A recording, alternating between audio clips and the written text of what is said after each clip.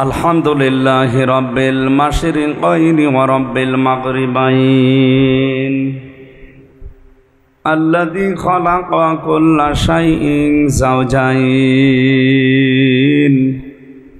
وأوجب علينا الإحسان بالوالدين ونشهد أن لا إله إلا الله وحده لا شريك له وأشهد أن محمدًا عبده ورسوله سيد الكونين صلى الله عليه وعلى آله وصحبه وأتباعه أجمعين ليلا ونهارا في الطرفين فقد قال الله تعالى في كلامه المجيد وبرهانه التوحيد أعوذ بالله من الشيطان الرجيم بسم الله الرحمن الرحيم زين للناس حب الشهوات من النساء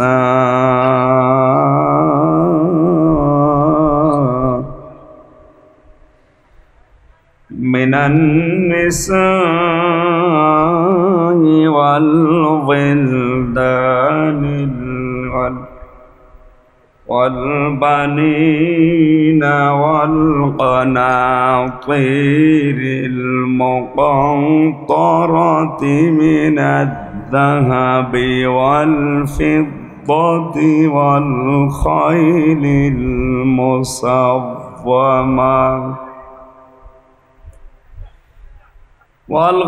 المصومة والأنعام والحرث ذلك متاع الحياة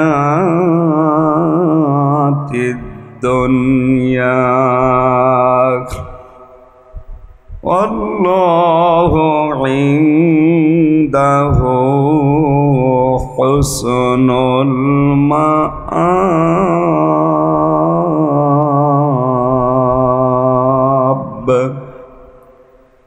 صدقت يا ربنا اللهم صل على سيدنا مولانا محمد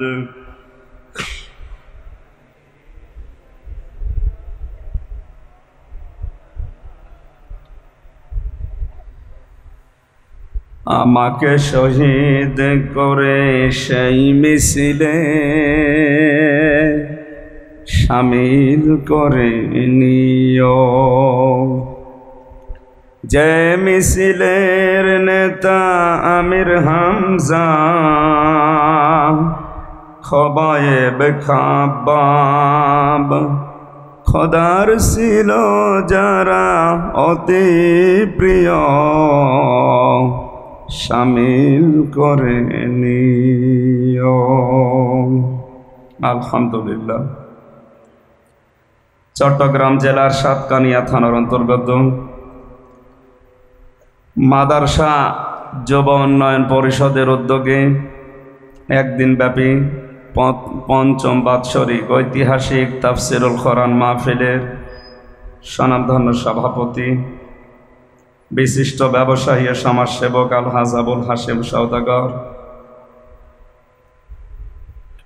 সম্মানিত আহ্বায়ক জনাব জাফর আহমেদ, মাহফিলের প্রধান অতিথি মাননীয় জাতীয় সংসদ সদস্য আলহাজ এম এ মোতালেব সিআইপি, বিশেষ অতিথি ডাক্তার আমামা মিনহাজুর রহমান, আমন্ত্রিত ওলামা ইকরাম, ওরফানা লাকা যিকরক,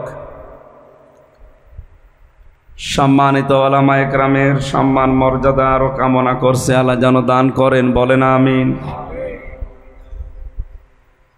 সামনে বসা মুসলমান ভাইরা, পর্দার আড়ালের সম্মানিতা মা এবং বোনেরা, প্রশাসনের ভাইরা, প্রাণপ্রিয় চট্টগ্রামবাসী, দল মত নির্বিশেষে কোরআনের এই অনুষ্ঠানে যারা ইবাদত মনে করে এসেছি, খুশি হয়ে বলছে আলহামদুলিল্লাহ।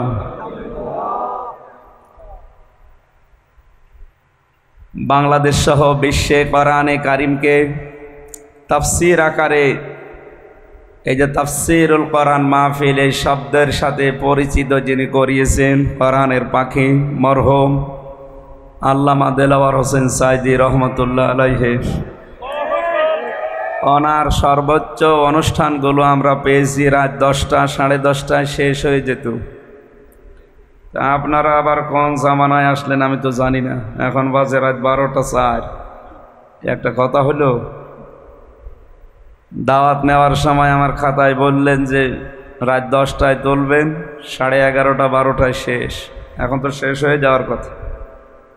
যাদের নাম দেখলাম এখানে, বাংলাদেশের পতিতযশা আলেমে দিন যারা, শায়েখ আহমদুল্লাহ, মাওলানা আবুল কালাম আজাদ বাশার, মাওলানা ডক্টর নিজামউদ্দিন, মাওলানা মনিরুল ইসলাম মজুমদার, অধ্যাপক নুরুজ্জামান মঞ্জু, মাওলানা আবদুল্লাহ আল মারুফ, এদেরকে ভালো ভালো সময়গুলো দিয়েছেন, আর আমার জন্য রেখেছেন একেবারে শেষে। এখন তো ঘুমানোর সময়। নবী জানিয়েছেন এশার নামাজ পড়ে গুরুত্বপূর্ণ কোনো কাজ না থাকলে তাড়াতাড়ি ঘুমিয়ে পড়ো, শেষ রাতের দিকে ওঠো, তাহাজ্জুদের সেজদায় পড়ে মনের কথাগুলো বলো। পৃথিবীর সবচাইতে মজাদার বিষয় তাহাজ্জুদের সেজদা। আমি 3টা বছর জেলখানায় ছিলাম, কিছুদিন আগে বের হয়েছি, আপনারা জানেন। এই 3 বছরের ভেতরে সবচাইতে বেশি আমার ভালো লেগেছে তাহাজ্জুদের এই সেজদায় 40-45 মিনিট একাধারে যেটা পড়ে থাকতাম, মনের কথাগুলো মাতৃভাষায় বাংলা ভাষায় আল্লাহকে বলতে পারতাম কেঁদে কেঁদে। আমার মনে হয় স্বামী স্ত্রীর ব্যবহারের চাইতে ওইটা আনন্দ লাগতো বেশি।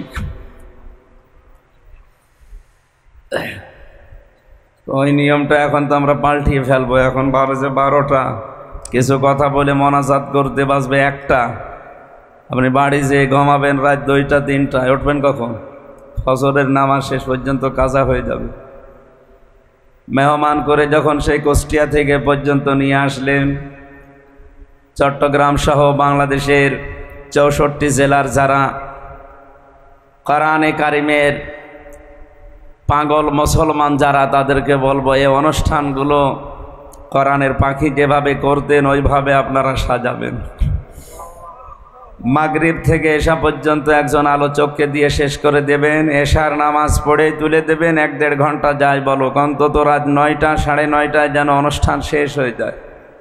বাড়ি যেয়ে ঘুমিয়ে ওই রাতে তাহাজ্জুদের নামাজ পড়ে সকালে যেমন কর্মজীবনে যেতে পারে। আজকে যেটা করলেন এটা ঠিক হয়নি, আমার শরীরও এভাবে নষ্ট হয়ে যাবে।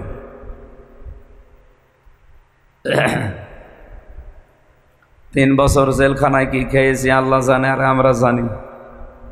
ভেতরের অবস্থা তো ভালো না, এরপরও যদি এইভাবে আপনারা কথা ঠিক না রাখেন, যে গরু দিয়ে চাষ করে খাবেন ও গরুই যদি মরে যায় তো কি দিয়ে চাষ করবেন? আমার এইভাবে কষ্ট দিলে আমি তো আর লাস্টিং করবো না, কিছুদিন পরেই পটল তোলা লাগবে। এখানে আশা করছি এগুলো আর করবেন না। আগামী থেকে কোনো অনুষ্ঠান করলে রাত সর্বোচ্চ 10টায় শেষ করে দেবেন। এর এত আলোচক রাখা আপনার দরকার কি? সর্বোচ্চ 2 জন করে রাখবেন। আমি কি বেশি বলে ফেললাম? এটাই আসল কথা। আপনি এখন রাত 12টার পরে দিচ্ছেন মানে এখন কি বলবো আমি? আমার নিজের তো ঘুম লাগছে। কথা দিয়ে যারা কথা রাখে না আমরা তাদেরকে কি বলি জানো? আপনারা নিজের কথায় নিজে কিন্তু ধরা খাবেন। এজন্য জোরে বলার দরকার নেই, আস্তে করে বলেন। কি বলে জানো? না, ওটা আর বলার দরকার নেই। আগামীতে আমি আবার বলছি, এটা করবেন না ভাই, সবার কষ্ট হবে। আমাদের সবার কর্মজীবন আছে। এই অধ্যাপক মঞ্জুর সাহেব, উনি একটা কলেজের অধ্যাপক। আজকে আসার সময় দেখলাম গাড়িতে ঝিমাচ্ছে। ও ক্লাসে যে কি করবে বলে? কালকে মহেশখালীতে ছিল, হয়তো সারা রাত ওইভাবে করে ঘুরে বেড়িয়েছি। আজকেও এখন রাতে 12টা 12:30 বাজবে বাড়ি যেয়ে ঘুমাতে, আরও বাড়ির পরিবারের সময় নেই। এসব মিলে কালকেও ক্লাসে ঘুমাবে। ওনার বেতন হালাল হবে? আশা করছি এগুলো বন্ধ করেন ভাই। এটা যেহেতু রেকর্ড হচ্ছে, এখান থেকে সারা বাংলাদেশের সবাইকে জানাচ্ছি। ভারতে আমার 1-1.5 মাস থাকা লাগে, তাদেরকেও বলছি এই নিয়মটা পাল্টাবেন। এখানে তো তাও রাত 12টা 1টা শেষ হচ্ছে, ওখানে সারা রাত। ভারতের কলকাতার মুর্শিদাবাদে একবার আমারে বলছে, হুজুর এশার নামাজ পড়ার পরে আপনি ঘুমান, আপনারে পরে তুলব। ঘুম দিয়ে উঠে দেখি রাত 3টা বাজে, বলছে হুজুর চলেন। চলেন মানে যে এখন কেন? হুজুর আপনারে আমরা সকাল সকাল তুলছি, যে যদি সকাল হয় তো বিকাল কখন? রাত বাজে এখন 3টা, আরো বলছে সকাল সকাল তুলছি। তার মানে ওরা আরো দেরি করে তুলত না। সবাইকে বলছে এই নিয়ম পাল্টাবেন। নবীজির কথা মতো যদি না চলেন, তাহলে আপনার শরীরে বিভিন্ন রোগ বাসা বাঁধবে। বিশ্বনবী সারা জীবনে কোনোদিন তার গ্যাস্ট্রিক, আলসার, পেটের পীড়া এইগুলো কোনোদিন হয়নি। আমাদের এগুলো বেশি। কারণ কি? খাবারের ঠিক নেই আর ঘুমের ঠিক নেই। এই কারণে এই রোগগুলো দিন যত যাচ্ছে আমাদের বাড়ছে। যারা এতক্ষণ পর্যন্ত সে আসর থেকে কথা বলেছেন, আমি দেখতে পাচ্ছি জোহরের পর থেকে ভালো ভালো সময়গুলো ভাইরা আপনারা নিয়ে নিলেন আর আমারে দিলেন। এইভাবে আপনারা কি কাজটা ঠিক করলেন? ঠিক আছে, তারপরও আমার বড় ভাই সবার জন্য দোয়া করছি। ওয়ারাফা'না লাকা যিকরাক, আল্লাহ এদের মর্যাদার সম্মান দুনিয়া আখিরাতে আরো বাড়িয়ে দাও। বলেন আমিন। আমি সম্মান কামনা করেছি আলেমদের। কাদের? বলেন আলেম কারা? পৃথিবীতে যারা জ্ঞান অনুযায়ী আমল করে, নবীজির ভাষায় তারা আলেম। কি কথা বলেন না কেন? জ্ঞান অনুযায়ী আমল করা মানুষ আলেম এখন পৃথিবীতে কম না বেশি? না, দিন দিন আরো হারিয়ে যাচ্ছে। যে কয়েকজন করতো ওদেরকে আল্লাহ তুলে নিচ্ছে। কথা বলেন না কেন? নবীজি জানিয়েছিলেন ইন্তেকালের আগে যে কিয়ামতের আগে আল্লাহ পাকে পৃথিবী থেকে এলেম তুলে নেবে। সাহাবা ইকরাম বললেন কিভাবে? বলেন এলেম ওয়ালা মানুষগুলোকে আল্লাহ তুলে নেওয়ার মাধ্যমে এলেম তুলে নেবে। আপনি তাকান এই কয় বছরের ভেতরে বাহারুল উলুম যারা সবচাইতে বড় জ্ঞানী মানুষ এই বাংলাদেশ সহ বিশ্ব থেকে আল্লাহ তুলে নিয়েছে। এজন্য জ্ঞান অনুযায়ী আমাদের যাদের আমল হচ্ছে না তাদেরকে আমরা আলেম বলিও না, আলেম মনেও করি না।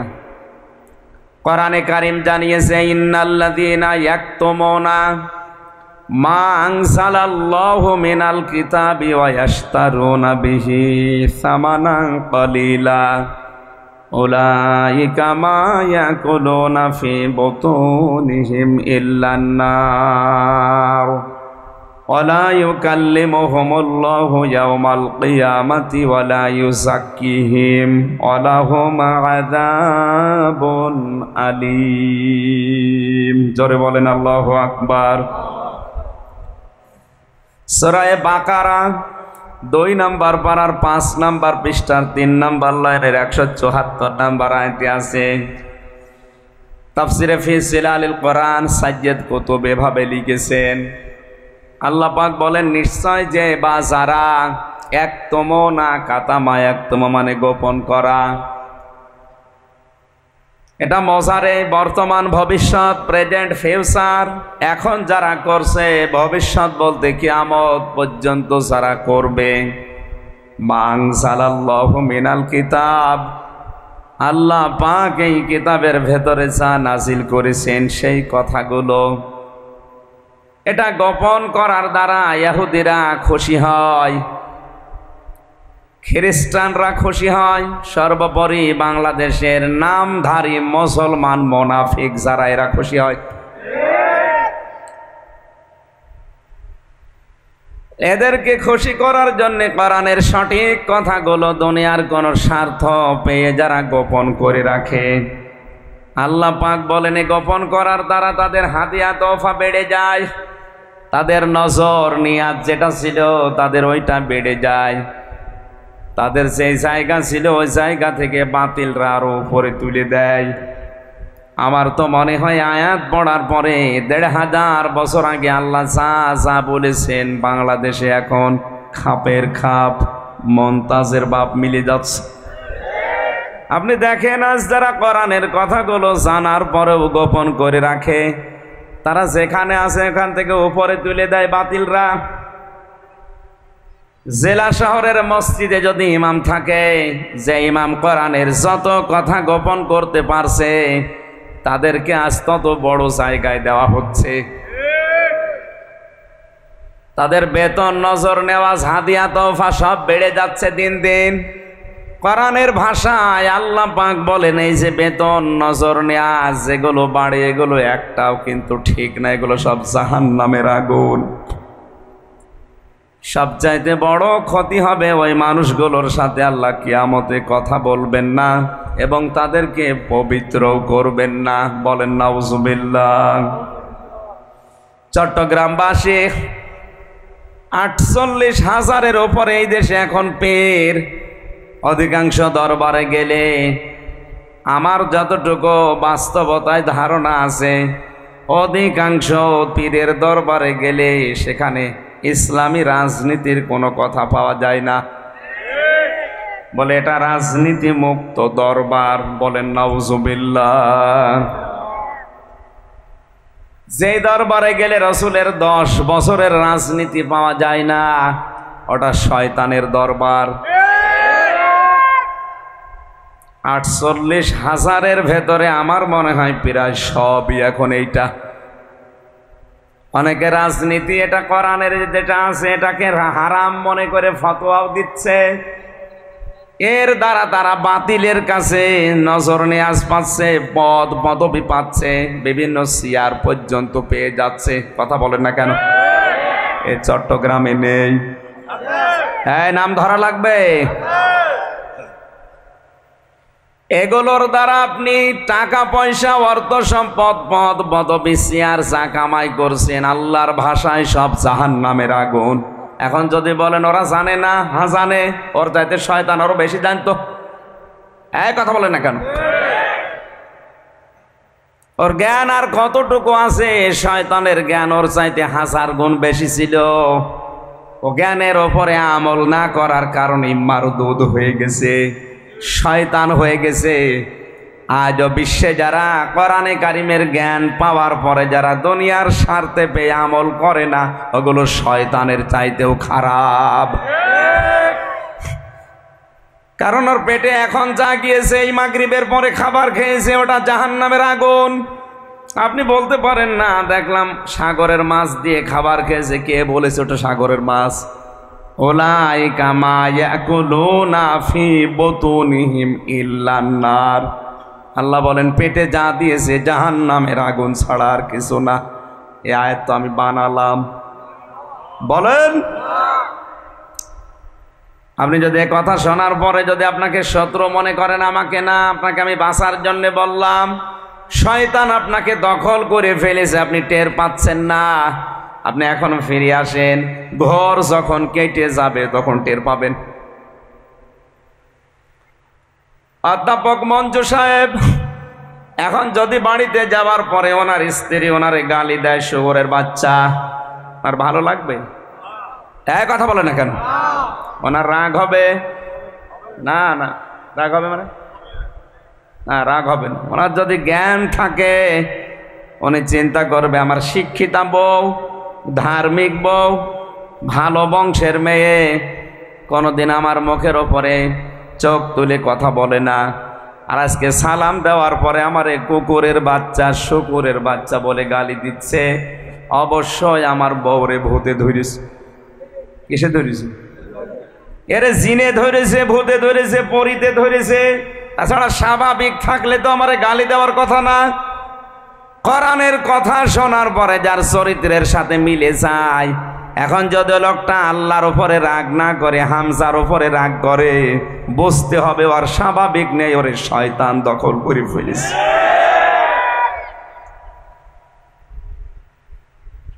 আয়াতের শেষের দুইটা কথা বেশি মারাত্মক। ওয়ালা ইউকাল্লিমুহুমুল্লাহ, আল্লাহ তাদের সাথে কথা বলছে না, বলবেও না।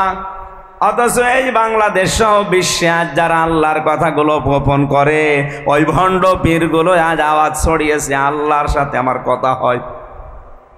ঢাকাতে বহু দরবার আছে যে দরবার থেকে আওয়াজ পাওয়া যায় যে ওদের পীর সাহেব নাকি আল্লাহর সাথে ডাইরেক্ট কথা বলে। আল্লাহ বলেন কোরআনের কথা গোপন করলে তার সাথে আমি কথা বলছি না, বলবো না। ওয়ালা ইউযাক্কিহিম, তাদের পবিত্র করছি না, করবও না। তার মানে তাদেরকে জাহান্নামের আগুন দিয়ে আমি আল্লাহ ঝালাই করব। উলাইকা লাহুম আযাবুন আলীম, এদের জন্য যন্ত্রণাদায়ক শাস্তি রেডি করা আছে। বলেন নাউযুবিল্লাহ। এই আয়াত অনুযায়ী আমার যতটুকু বাস্তবতায় জ্ঞান আমি পেয়েছি, আলেম শুধু নামের আগে মাওলানা, মুফতি, হাফেজ, মুহাদ্দিস লেখা থাকলে আলেম হয় না। আলেম হওয়ার জন্যে কমপক্ষে 3টা গুণ থাকা লাগবে। কয়টা? বলেন বলেন। যে আলেম আল্লাহর কোরআন নিয়ে চিন্তা ভাবনা করে, যে আলেম কবিরা গুনাহ থেকে নিজেকে সমর্থ থাকার পরও বাঁচিয়ে রাখে, যে আলেম আল্লাহর ইবাদতে নিজেকে নিয়োজিত রাখে। আপনি হিসাব করে বলেন এই আলেম বাংলাদেশে এখন হাতে গোনা নেই। বিশাল জব্বা গায়ে দিয়ে, পাগড়ি মাথার উপরে ফেলে দিয়ে, রুমাল দিয়ে মনে হচ্ছে আসমান থেকে পালিয়ে এসেছে জিবরাইলের ছোট ভাই। বলে আমি দুনিয়াদারি কিচ্ছু বুঝি না, লা ইলাহা ইল্লাল্লাহ, কাউকে কিছু বলবো না। এটা কি কালেমা নাকি? এটা একটা বিপ্লবাত্মক কথা। লা ইলাহা ইল্লাল্লাহ এ কথা যদি কেউ ঘোষণা দেয়, এর বিপরীতে যারা আছে তাদের সাথে সংঘর্ষ বাঁধবে। মুহাম্মদ রাসূলুল্লাহ কালেমার দাওয়াত দিয়ে তিনি শত্রু হয়েছিলেন জালেমদের, আর তার দাওয়াত যারা কবুল করেছে তারাও কিন্তু জালেমদের টার্গেট হয়েছিল। আজ আমরা অনেকেই কালেমার দাওয়াত দেই, যাদের কাছে দেয় ওরাও বোঝে না, যে দেয় সেও বোঝে না। আপনি সহজ কথাটা কেন মাথায় নিতে পারেন না? বিশ্বনবী মুহাম্মদ রাসূলুল্লাহর মতো ভালো মানুষ এই কালেমার দাওয়াত দিতে গিয়ে তিনি টার্গেট হয়ে গেলেন 82 বার ইহুদিদের। কতবার? আরো জোরে বলেন। আমার তো হাদিসের দিকে তাকিয়ে মনে হয় আজ ফিলিস্তিন সহ, আফগানিস্তান সহ এই বিশ্বের যত মুসলমানেরা কালেমা বুঝে পড়ে তাদেরই টার্গেট করে আজ ইহুদিরা। ফিলিস্তিনকে এমনি টার্গেট করে নাই।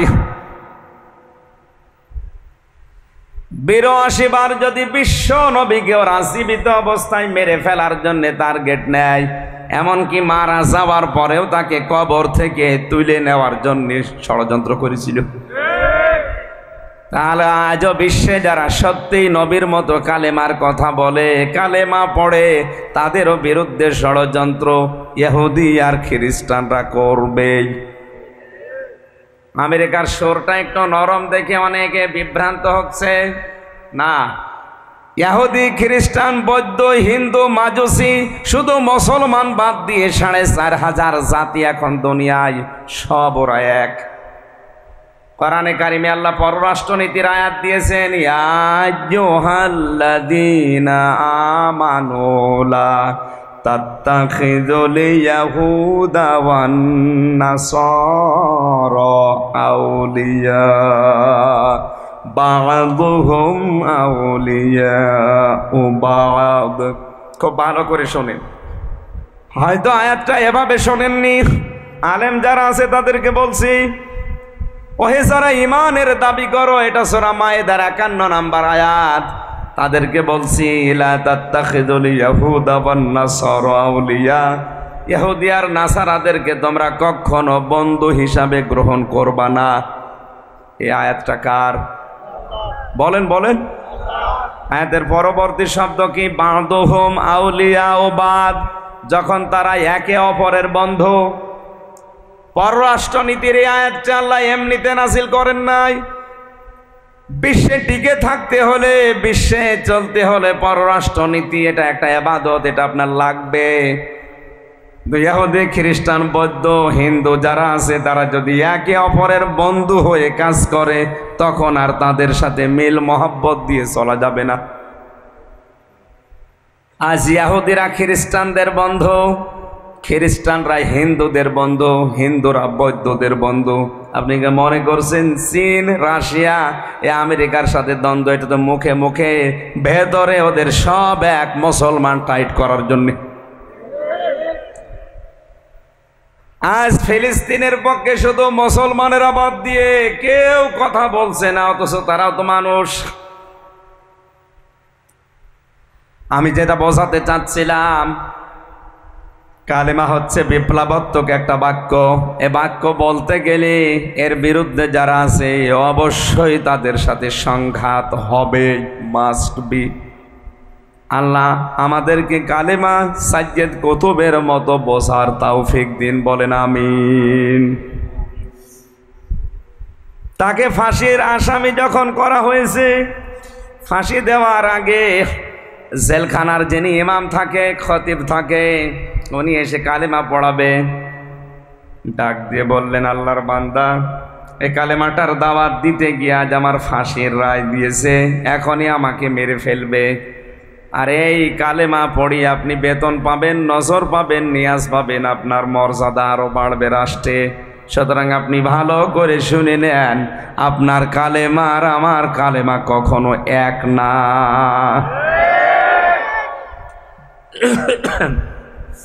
এদিন আমি সে আলেমের মর্যাদা কামনা করি না, আমি আলেমদের মর্যাদা কামনা করি। ওই আলেম, যে আলেমদেরকে ইমাম তাইমিয়া রহমতুল্লাহ আলাইহি জানিয়েছেন তিনটা জায়গায় পাওয়া যায়। 1 নম্বরে মাটির নিচে, 2 নম্বরে জিহাদের ময়দানে, 3 নম্বরে জালেমের জেলখানায়। আল্লাহ আলেমদের মর্যাদা তুমি সত্যিই বাড়িয়ে দাও, হাক্কানি আলেমদের, বলেন আমিন। দরুদ আর সালাম পড়ছি আমাদের নবী মুহাম্মদুর রাসূলুল্লাহ সাল্লাল্লাহু আলাইহি ওয়াসাল্লামের প্রতি। আমরা তেলাওয়াতকৃত আয়াত সূরা আলে ইমরানের 14 নম্বর আয়াত। এখানে মহান আল্লাহ আমাদেরকে কিছু জিনিসের প্রতি আকর্ষণ তৈরি করে দিয়েছেন। যেহেতু তাফসীরুল কোরআন মাহফিল লেখা, জোহরের পর থেকে যত মানুষের নাম দেখলাম তাফসীর আকারেই হয়তো তারা কথা বলেছে, মূল কথা আপনারা শুনে ফেলেছেন। আমি তো ছোট মানুষ, যতটুকু পারি আয়াতের উপরে আমার যতটুকু স্টাডি আছে, পড়াশোনা আছে, তাফসীর আকারে আমি বলার চেষ্টা করব ইনশাআল্লাহ। শয়তান যদি আশপাশে থাকে তাকে যেন আমরা তাড়াতে পারি। শয়তান তাড়ানোর দোয়া আগে পড়েন, আউযু বিল্লাহি মিনাশ শাইতানির রাজিম, বিসমিল্লাহির রহমানির রহিম।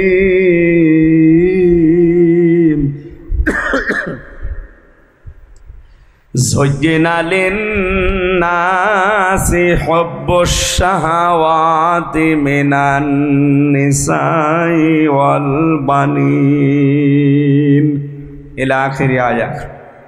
কোন সূরা যেন বললাম? সূরা আলে ইমরান। 200টা আয়াত আছে, মাত্র একটা আয়াত পড়েছি, 14 নম্বর আয়াত।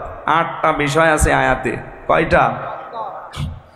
আল্লাহ পাক বলেন আকর্ষণীয় করিয়ে দিয়েছি, শোভন করে দিয়েছি, মায়া মহাব্বত ভালোবাসা তৈরি করে দিয়েছি 8টা জিনিসের উপরে। দুনিয়ায় 8টা জিনিসের মধ্যে মানুষ দুর্বল, এর দিকে মানুষের ঝোঁক, ভালোবাসা, মহাব্বত, আকর্ষণ বেশি। চট্টগ্রামবাসী, আপনি এবার নিজের সাথে মিলাবেন আপনার এই 8টা জিনিসের প্রতি ভালোবাসা আছে কিনা। আর আয়াতের শেষ কথা আল্লাহ আমাদের কি জানাতে চেয়েছেন? 1 নম্বরে পৃথিবীর মানুষের ভালোবাসা, আকর্ষণ আমি আল্লাহ তৈরি করে দিয়েছি তার স্ত্রীর প্রতি। কার প্রতি? আরো জোরে বলেন। বিশ্বনবী জানিয়েছেন আমার কাছে 3টা জিনিস ভালো লাগে, পছন্দ হয়। 1 নম্বরে সুগন্ধি, 2 নম্বরে নামাজ, আর 3 নম্বরে আমার নিজের স্ত্রী। কার স্ত্রী? এখানে যারা বসে আছি আমাদের কাছে ওই স্ত্রী ভালো লাগে, কিন্তু নিজেরটা বাদ দিয়ে অন্যেরটা মানে নিজেরটা বাদ দিয়ে অন্যেরটা ভালো লাগে। এই কারণে আজ বাংলাদেশে পরকীয়া প্রেম। আমি আয়াতের তাফসির পড়তে গিয়ে তাফসিরে হাক্কানিতে পেয়েছি, কেউ যদি পরকীয়া প্রেমে লিপ্ত হয় কমপক্ষে দুনিয়া আখিরাত মিলে তার 6টা ক্ষতি হবে। এখানে যদি থাকেন এই মুহূর্তে আপনার চরিত্র পাল্টাবেন। 1 নম্বরে আপনার চেহারার উজ্জ্বলতা নষ্ট হয়ে যাবে। 2 নম্বরে আপনার জীবনের ইবাদত বন্দেগী কবুল হওয়া বন্ধ হয়ে যাবে। 3 নম্বরে মরণের সময় আপনি বেঈমান হয়ে মারা যাবেন, ঈমান পাবেন না। এই যে এত বড় কঠিন কঠিন কথাগুলো বললাম, এবার আল্লাহকে সাক্ষী রেখে হাত তুলে বলেন তো পরকীয়া প্রেমে লিপ্ত আছেন কারা? হাত তোলেন তো। ও এই হাদিস বলা আমার মনে হয় এই জেলার জন্য না, এই কুষ্টিয়ার জন্য কার্যকর। আলহামদুলিল্লাহ, যাক ভালো, এই এলাকায় পরকীয়া প্রেম নেই। যদি কেউ এরকম চরিত্রে থাকেন, আপনি কি মনে করেন আমি বুঝি না? নিজের স্ত্রী বাদ দিয়ে অন্যের স্ত্রীর সাথে হোক, অন্যের মেয়ে লোকের সাথে যে লাইন আপনি লাগিয়েছেন, কোন কারণে লাগান বলেন তো? যে মেয়ে লোকের সাথে লাইন করলেন ওর ভেতরে যা আছে আপনার স্ত্রীর ভেতরেও তাই আছে। এই কথা বলেন না কেন? নাকি জিনিসপত্র কম বেশি আছে? না, সব পুরাপুরি ঠিক। হ্যাঁ, এখানে একটু ছোট্ট কথা বলা দরকার। এখানে হাজারো স্বামী বসে আছে, এই কারণে বলছি। মেয়েরা আছে না, সম্মানিতা মা বোনেরা, বাংলাদেশের পুরুষ মানুষের শরীর এমনি চলে না কলকাতা হারবার আর ইন্ডিয়া হারবাল ছাড়া। কথা বলছেন এখানে? এদের যে যৌবন এ তো এমনি চলে না। এরপরও যদি কোনো পুরুষ মানুষ আপনারে রেখে লাইন করে, বুঝতে হবে শুধু ওই পুরুষের একা দোষ না, আপনারও কিছু দোষ আছে। আল্লাহর নবী জানিয়েছেন এই পৃথিবীতে যখন স্বামী বাড়িতে আসবে, দুনিয়ায় যত কাজ থাক সব কাজ মেয়েদের জন্য নিষিদ্ধ। স্বামীকে আগে হাসি মুখে সালাম দিয়ে তাকে সময় দেওয়া মেয়েদের জন্য বড় ইবাদত। এইটা পারিবারিক জীবনে না থাকার কারণে স্ত্রীর পক্ষ থেকে রেসপেক্ট, সম্মান এবং আদর সোহাগ যেটা পাওয়া দরকার, অধিকাংশ পরিবারের স্বামী এটা পায় না, এই জন্য লাইন করে। এবারে একটু জোরে বলেন ঠিক? তার মানে বোঝা যাচ্ছে এখানে লাইন মারা লোক আছে।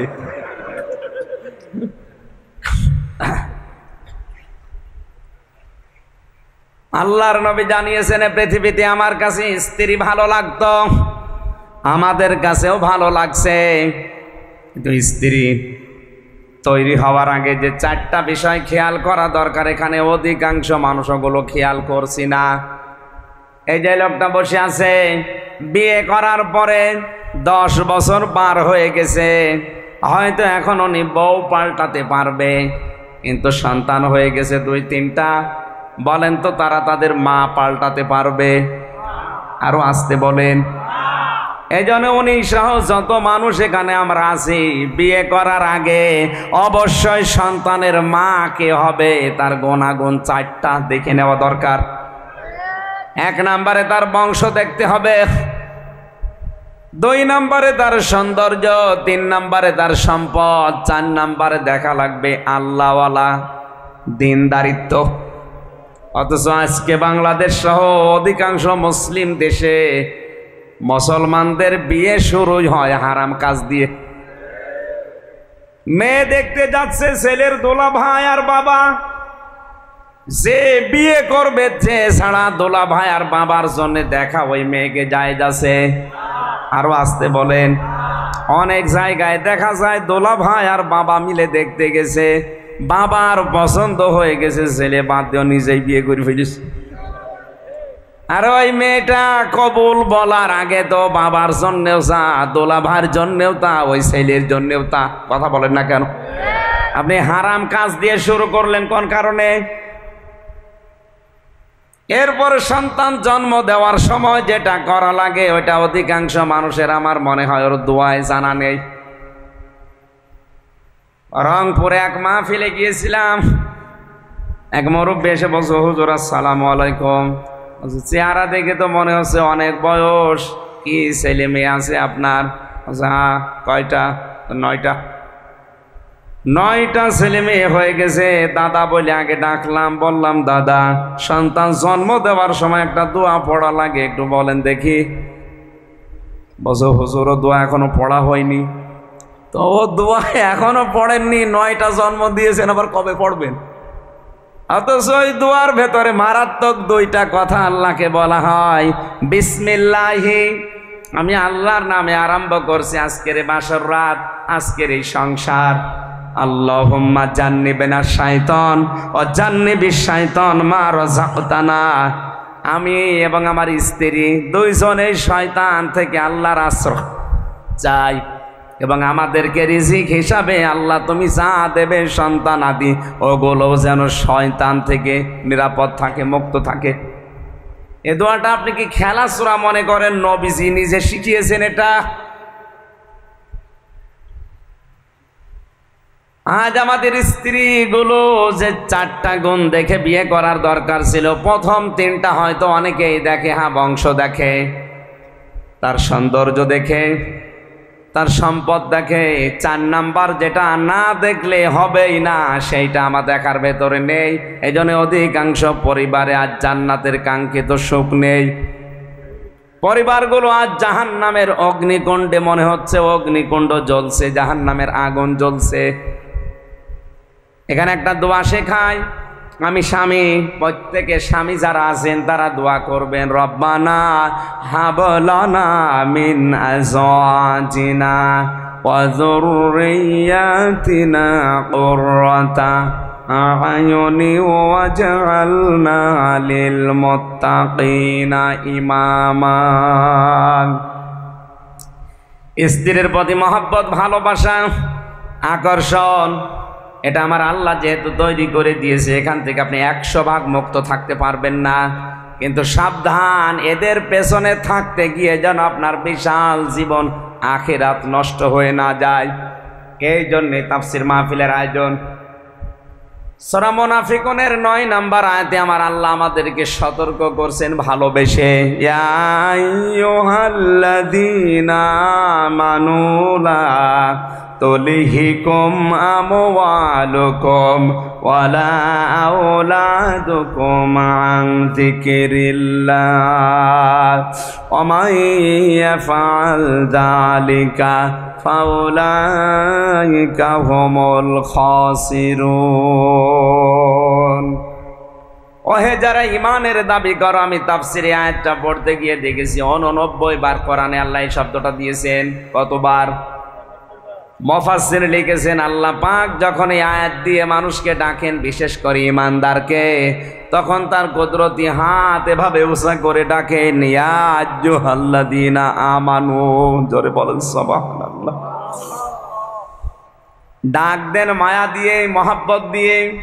লা তুলহিকুম আমওয়ালুকুম ওয়ালা আওলাদুকুম, হালাক হয়ে যেও না, গাফেল হয়ে যেও না, উদাসীন হয়ে যেও না, ধ্বংস হয়ে যেও না। তোমাদের সম্পদ আদি আর সন্তান আদির পেছনে পড়ে আমি আল্লাহর জিকির থেকে, এখানে আং জিকিরিল্লাহ, আই আন আমরিল্লাহ, আল্লাহর আদেশ থেকে।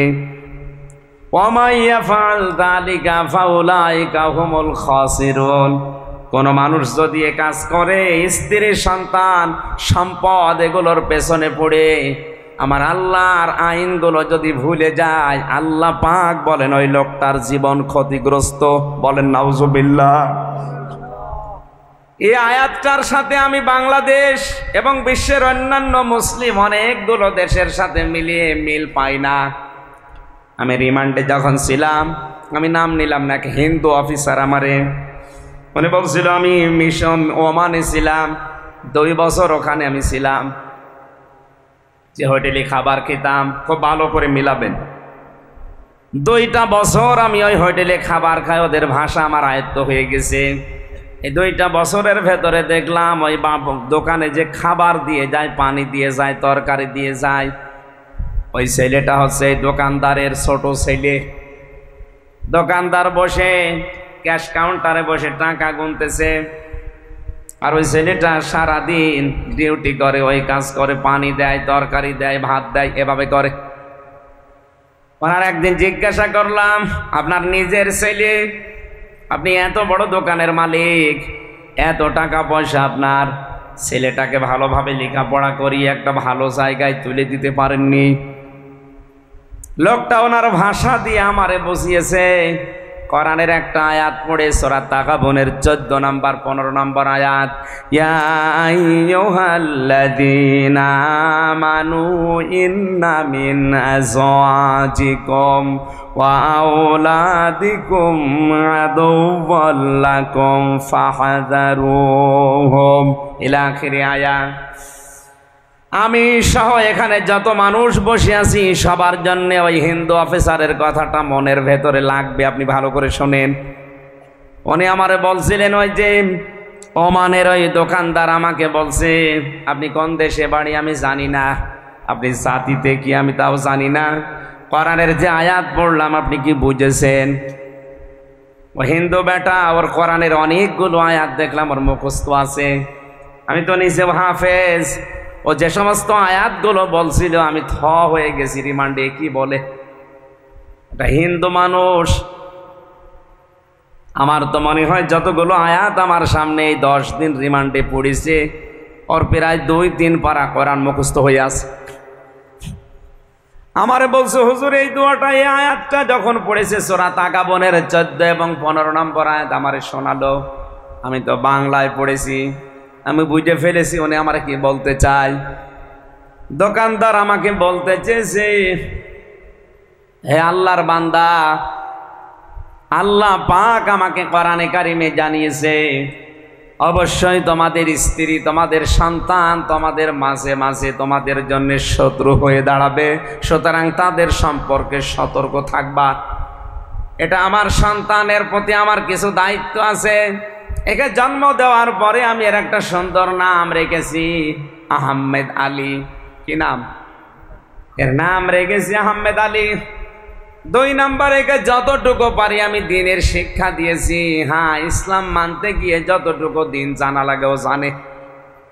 3 নম্বর, ওর একটা কর্মজীবন তৈরি করে দেওয়া দরকার, হালাল। আমার যতটুকু সামর্থ্য ছিল আমি তৈরি করে দিয়েছি। তাই বলে তো আমি ওর জন্য ঘুষ দিয়ে বড় জায়গায় চাকরি দিয়ে আমার আখিরাত নষ্ট করতে পারি না। এরকম বাবা দেশে নেই। নিজের সন্তানের যোগ্যতা নেই, এরপরে ওপরে টাকা পয়সা দিয়ে এমন জায়গায় বসিয়েছে, টাকা দিয়ে ঘুষ দিয়ে। আমি বেশি বলে ফেললাম? এই কথা বলেন না কেন? এ বাবা কিন্তু জানে যে চেয়ারের যোগ্যতায় আমার ছেলে নেই, এরপরও ঘুষ দিয়ে ওই জায়গাটা, ওই চেয়ারে তাকে বসিয়ে চেয়ারটায় বসে আরো আজে বাজে কাজে, অবৈধ কাজে আঞ্জাম দিচ্ছে ওর ছেলে, কারণ চেয়ারের যোগ্যতা তো ছেলের নেই। দোকানদার বলছে, আল্লাহর বান্দা, 4 নাম্বার, ওকে আমি একটা সৎ পাত্রী দেখে পাত্রস্থ করেছি, ওকে আমি একটা সৎ পাত্রী দেখে বিয়ে দিয়েছি। নবীজি আমাকে 4টা দায়িত্ব দিয়েছিল, আমি পুঙ্খানুপুঙ্খানুভাবে আদায় করলাম। ওর জন্যে দুনিয়াদার হয়ে আমি তো জাহান্নামে যেতে পারি না। আপনি হিসাব করে মিলান তো বাংলাদেশের সাথে। কি সমস্যা? কি প্রশাসনিক কি কারণ? এর চাইতে আবার কি কবরের নিচের ওয়াজ করব? স্ত্রীর গুণাগুণ বললেও যদি আপনার সমস্যা হয়, এ মাহফিল দিয়েছেন কেন? আগামীতে মমতাজ গান দেবেন, বিশেষ মোনাজাত করেন। কিসের মোনাজাত? এখন তো মোনাজাত করলে বদদুয়া করব।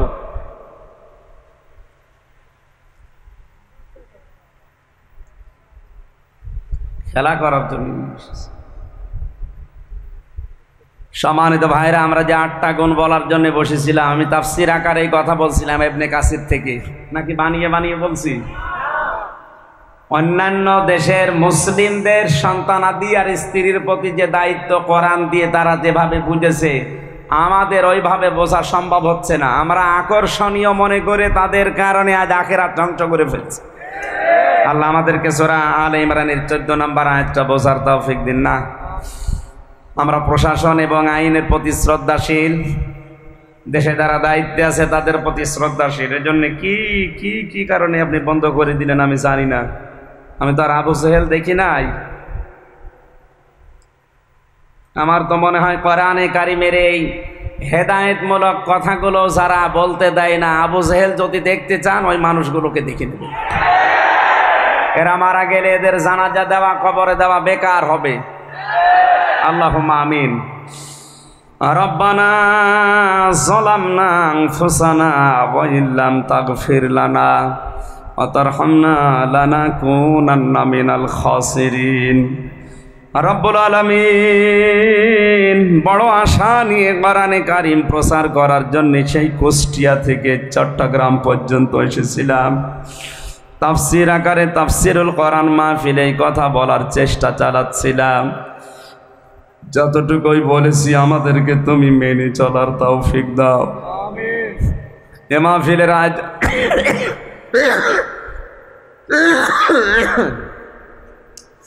আয়োজন যারা করেছে, শোনার জন্য যারা এসেছে, মূল কথাগুলো আমরা বলতেও পারলাম না।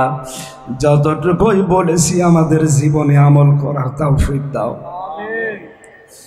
আগামীতে এই মাহফিলটা কোরআনের প্রচারের জন্য আরো বিশাল আকারে মঞ্জুর করে নাও।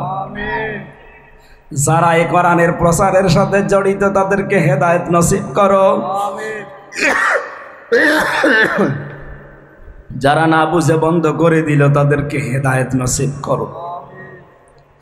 এলাকায় মাটির নিচে যত মানুষ কবরে আছে এদেরকে মাফ করে দাও। যখনই মরণ আসবে একবার হলেও যেন পড়তে পারি লা ইলাহা ইল্লাল্লাহু মুহাম্মাদুর রাসূলুল্লাহ সাল্লাল্লাহু আলাইহি ওয়াসাল্লাম।